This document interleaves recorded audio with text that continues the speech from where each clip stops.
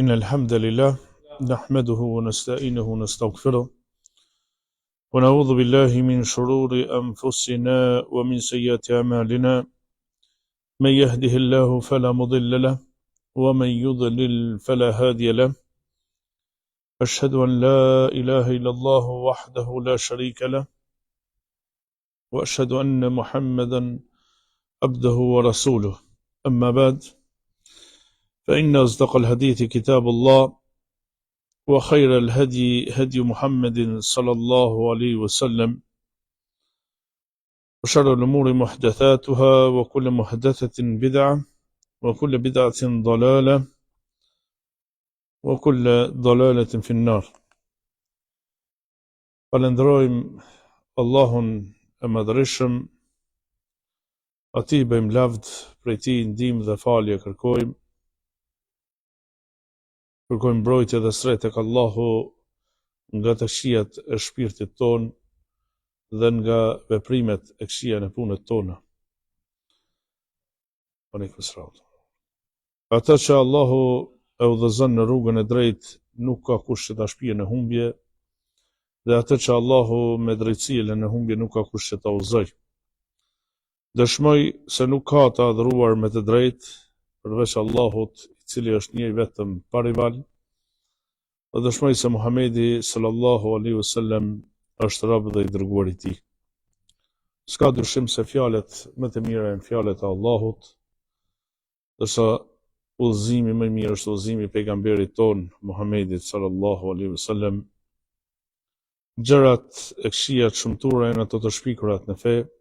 Çdo shpikje në fe është bidat, çdo bidat të dërgon në humbje dhe çdo humbje përfundon me zjarr. Imam Tahaviu rahmetullahi alayhi vazhdon me fjalët: ai, Allahu, ka ekzistuar për herë bashkë me cilësitë e veta, para krijesave të tij.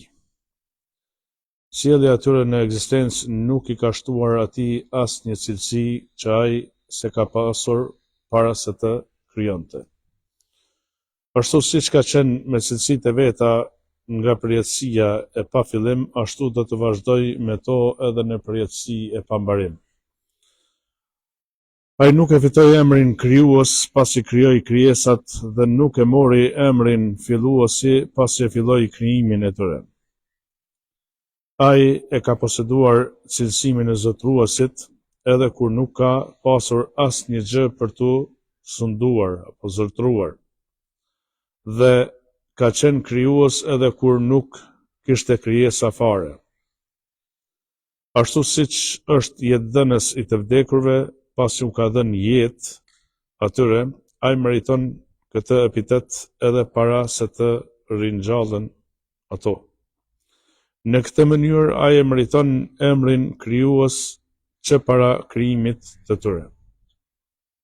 Kjo është teksti nga Imam Tahaviu rahmetullahi alayhi, në të cilat fjalë trajtohen mesele që ka mos pajtim të madh tek ummeti. Dhe e para gjë që duhet ta kemi parasysh është se Allahu bashkë me atributet e tij ka ekzistuar pa fillim. Pra, gjitha atributet apo cilësitë hynore të cilat pohohen në shpallin e tij, qofshin ajete kuranore apo hadithe profetike. Dhe bindja se Zoti i Madhërisëm ka fituar ndonjë emër apo ndonjë cilësi më vonë, kjo është devijim në vete dhe një shpifje që adresohet Allahut të Madhërisëm. nga se të pohuarit se Allahu ka fituar ndonjë emër apo cilësi më vonë dhe nuk e ka poseduar në pafillimsi, kjo aludon se Zoti ka mangësi. I është dashur një kohë gjatë që ta fitoj një emër ose një cilësi e që të përsoset. Dhe Allahu i madhreshëm me përsosshmërinë e tij është që në përhershmërinë në pafillimsi. Pra të pohuarit se Zoti ka fituar më vonë ndonjë emër apo ndonjë cilësi, për cilësive të tij madhore, kjo është në kundërshtim me besimin e pastërt që e promovon qartë libri i tij, Kurani famlart dhe sunetet e sakta të dërguarit sallallahu alaihi wasallam. Të kjo çfarë lexuam nga teksti i akidës tahavije, janë disa çështje që duhet trajtuar dhe sqaruar, e që është a umërtua Allahu me emër pasi krijoi. Pra ka marrë ndonjë emër Allahu masi ka kriju krijesa. Apo është cilësuar Allahu me ndonjë cilësi pasi që u shfaqën gjurmët e tyre. Mendimi i parë thonë se Allahu nuk ka poseduar emra e as cilësi, ato i fitoi pasi u shfaqën gjurmët e tyre. Pra, aleikum selam. Allahu nuk ka pas emra e as cilësi, po sa herë që ka kriju, e që krijesat kanë fillim, pra sa herë që ka kriju, e ka marrë një emër apo një cilësi. Kjo është mendimi i xehmive, fraksion devijant, dhe disa mu'tazilëve që i kanë pasuar xehmit në këtë bindje devijante. Mendimi i dytë thonë se Allahu ka poseduar emrat dhe cilësitë, mirë po nuk janë shfaqur gjurmët e tyre. Ky mendimi takojnë një grupi e Ahlis-Sunnetit, prej mutekeliminëve Esh'arinjet dhe Maturidinjet. Prej Ahlis-Sunnetit kemi Imam Bagaviun, rahmetullahi alehi, për imamëve të mëdhaj, i cili në librin e tij voluminoz Sharh al-Sunnah në vëllimin e parë, faqe 179, thot qartë, kana Allahu khaliqan wala makhluq. Allahu ishte krijues e që nuk kishte krijesa. Allahu i ka poseduar emrat edhe cilësitë e tij të përsosura, edhe pa ekzistuar krijesat. I të njëjtit mendim është edhe Sheikhul Islam Imam Albani rahmetullahi alehi, i cili nuk e pranon mendimin se krijesat janë krijuar për herë nga ana e Allahut në pa fillimsi. Mendimi i tretë është mendimi që përfaqëson Ahlis-Sunneti, aleikum selam wa barakatuh, ata që i takojnë këtij mendimi e që fuqishëm e mbron Sheikhul Islam Ibn Taymija rahmetullahi alehi, thonë se Allahu ka poseduar emrat dhe cilësitë dhe domosdo edhe shfaqja e gjurmëve të tyre ka qenë për herë. Disa dietarë, siç është Sheikh Salih al-Sheikh hafidhullah, mendon se Imam Tahaviu rahmetullahi alehi, me tekstin që neve jemi duke marrë me shërtimin e tij, thotë se anon ka mendimi i dytë. Porse dietarët si Salih al-Sheikh, Sheikh Sindi, Sheikh Berraku, e të tjerë. Mendimin e tretë e cilësojnë se është mendimi vetëm i Ahlus Sunnetit, përsa mendimi i dytë është mendim i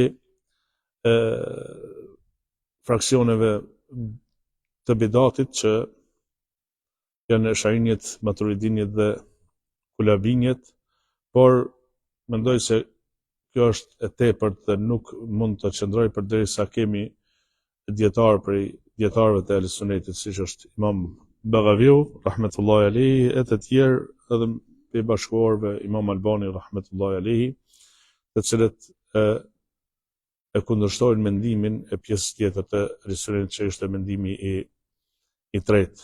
Dhe kjo mesele, vëllezër të nderuar, është për meseleve më të rënda dhe më delikate në akide. Mesele tjera që trajtohen në shkencën besimore janë më të lehta në krahasim me këtë që jemi duke folur. Është meseleve më të rënda, më delikate, e që duhet të kemi kujdes dhe vigjilencë më të shtuar për të mos rënë në gabime. Pra kjo është meseleja e tasalsul hawadith, që quhet, pra zinxhirimi i ndodhive. Pra ndodhit, krijimet, si është puna e tyre, a kanë fillim dhe a kanë fund. Dhe për këtë kemi tre mendime që janë në umet, pra Xehmit dhe disa Mu'tazili mendojnë dhe thonë, janë të bindur se është e pamundur në të kaluarën dhe të ardhmen me vazhdu me qenë krijimi. Pra i tërë krijimi ka fillim dhe ka fund, merë fund. Dhe me këtë Xehmit dhe një pjesë e Mu'tazilëve thonë se xheneti dhe xhehenemi ndryshohen. Nuk do të ketë një kohë, do të jenë xheneti dhe xhehenemi pas ringjalljes, po do t'ju vijë fundi edhe xhenetit edhe xhehenemit. Dhe kjo është në kundërshtim të qartë me tekstet e qarta në Kur'an dhe në hadithet e sakta. Mendimi i dytë për këtë çështje thonë se është i pamundur risit dhe ngjarjet në mënyrë zinxhirore në të kaluarën. Ndërsa sa i përket të ardhmes, kjo do të ndodhë. Pra, krijesat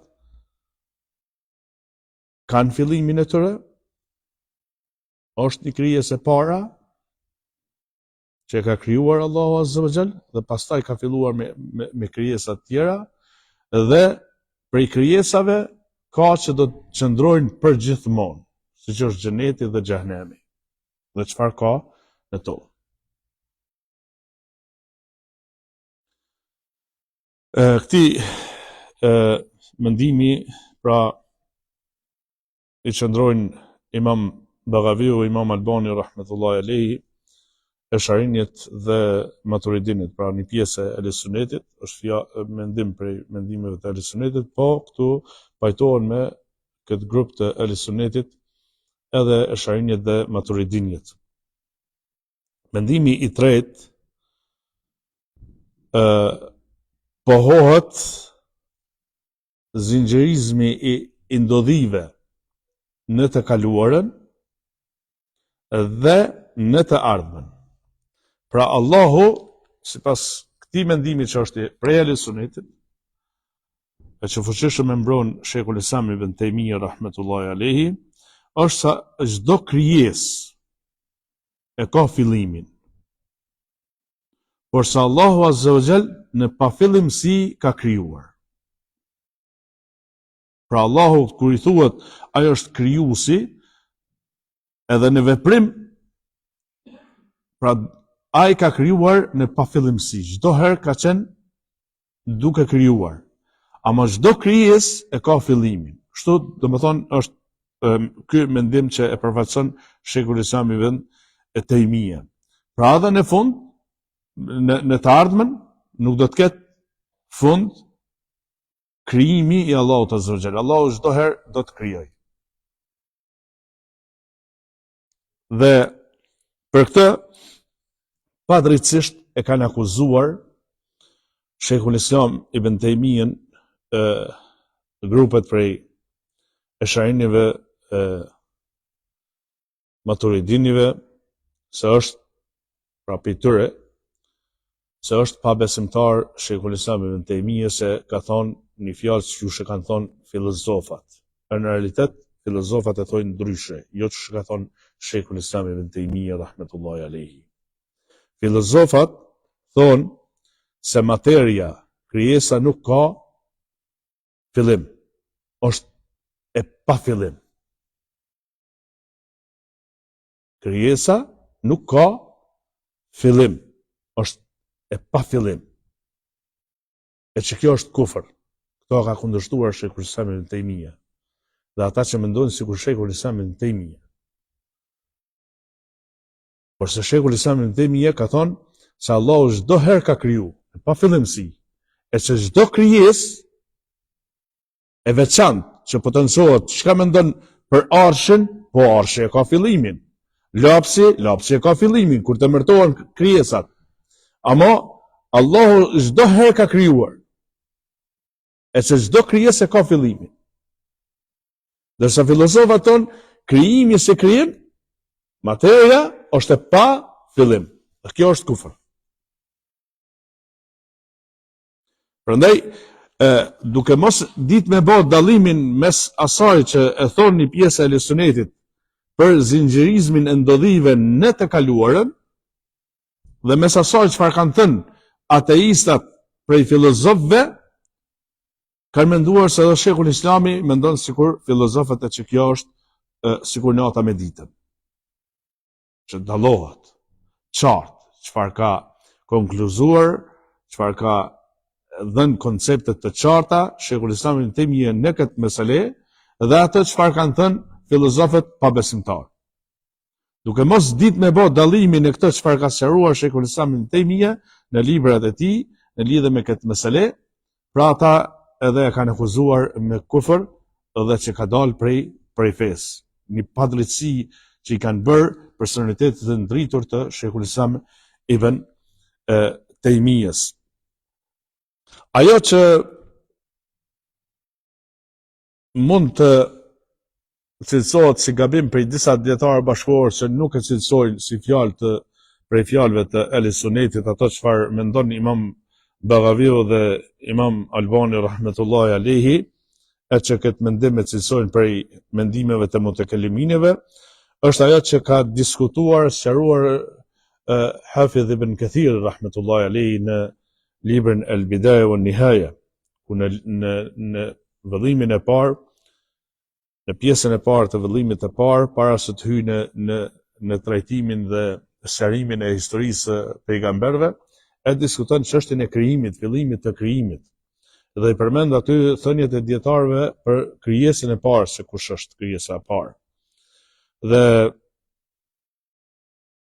mendimin e parë e përmend se një pjesë e dietarëve thonë se krijesa e parë është lapsi, që Allahu e ka krijuar. Është lapsi. Dhe kjo me hadithin e pejgamberit që ka thonë inna awwala ma khalaqa Allahu al-qalam thumma qala lahu uktub. Pra vërtet, pa dyshim, gjëja e parë që ka krijuar Allahu është lapsi. E pastaj atij ka thënë shëno, shkruaj. E që hadithi vazhdon, lapsi që i ka thonë çfarë të shënoj, shëno çdo gjë që do të ndodhë deri në kiamet. Pra, këtë hadith e ka marrë për argument Imam Albani rahmetullahi alayhi dhe ka thonë se lapsi është krijesa e parë që ka krijuar Allahu subhanahu. Dhe ata që mendojnë si ky imam që ka dietar të hershëm që kanë menduar kështu. Mendimin e dytë që përmend Imam Ibn Kathiri në El Bidaje, thonë se krijesa e parë është Arshi. Dhe për bazë e kanë marrë hadithin e pejgamberit sallallahu alaihi wasallam që ka thonë: "Kataballahu maqadir al-khalaiq qabla an yakhluqa as-samawati wal-ard bi 50,000 sanatin qala wa arshuhu 'ala al-ma." Pra Allahu i ka shkruar përcaktimet e krijesave para se të krijojë qiejt dhe tokën 50,000 vjet para. Dhe ka thënë, e arshi i tij, arshi i Allahut, ishte mbi ujë. Që kanë thonë, para se më u përcaktu, më u shkru përcaktimet e krijesave, e që kjo ka ndodhur para krijimit të qiejve dhe të tokës për 50,000 vjet, ka thonë, arshi ishte mbi ujë. Që ka i bjen se para qëtën e përcaktimeve që janë shkruar para qiejve, para tokës, ka qenë arshi mbi ujë. Pastaj ka përmend mendime të tjera se të cilët thonë se para arshit është ujë, se është përmend arshi për mbi ujë. Kanë dhënë përparësi që uji është para arshit, një mendim i dietarëve. Disa kanë thonë se drita dhe errësira janë krijesat e para. Disa kanë thonë se pas lapsit Allahu e ka krijuar kursien, e pastaj arshin, e pastaj arin, e errësirat, e pastaj ujin dhe ka vendosur arshin mbi ujë.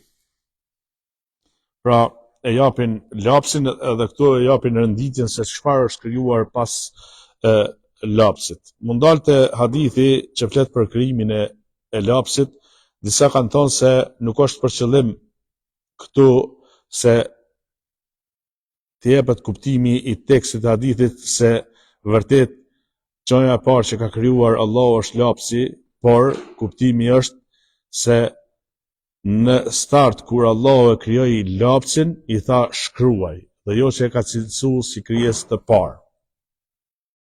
Por se pjesa që ka ardhur përforcuese këtu inne, vërtet pa dyshim, e jep se vërtet ajo që ka krijuar Allahu së pari është lapsi. Është një argument i fuqishëm me të cilën mbështeten ata që mendojnë se lapsi është krijesa e parë, që i paraprin gjitha krijesave. Sidoqoftë, këto janë mendimet brenda për brenda ehlis sunnetit. Dhe neve thamë se kjo është meseleja që lën vend për ijtihad tek dietarët. Dhe mendimi i Sheikhul Islam Ibn Taymiyes nuk mund të cilësohet kufër, kur ka thënë dhe ka sqaruar fuqishëm se zinxhirizmi i ndodhive në të kaluarën nuk ka fillim, nga sa Allahu për herë ka krijuar, kjo edhe logjikisht mund të pranohet. Përderisa e pranojmë se në të ardhmen për herë Allahu do të krijojë pafundësisht, pra si xheneti dhe xhenemi që nuk kanë përfundim, edhe në pafillimsi Allahu për herë ka krijuar, ama çdo krijesë ka fillimin.